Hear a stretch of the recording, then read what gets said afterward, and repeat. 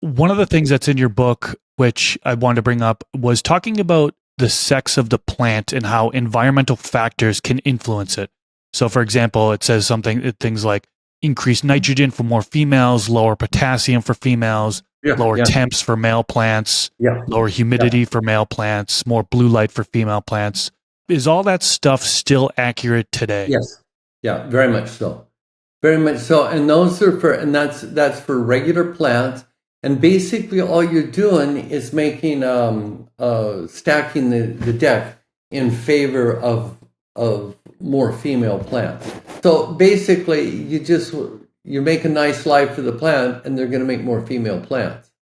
Another dioecious plant, holly, for example, that's another dioecious one. What's another one? Kiwis. Kiwis is another one. You know, those are perennials. Yeah. Okay, got it. Yeah, I know there are testing facilities. You can actually take a sample of it when it's a seedling and send it out for DNA sex testing. So I wasn't aware that you could actually get it tested and then they could say it's female, but if you're vegging it wrong, right? If you're too low of temps, for example, it could increase your chances of males. Just look at the list here. Longer days, 18 plus hours of light says more males. So that was a pretty surprising thing to me. I figured I'd just touch base and figure out if that was still true or not. Yeah, yeah. It's really interesting because, with the sex, there's a lot of, especially lower animals and snails and worms and stuff, they change sex back and forth, from male to female, or they'll be both sexes.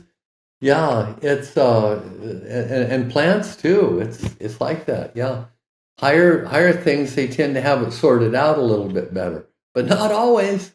Go to the full episode by clicking the outro card here, or click the link in the description section below. Catch you in the next video.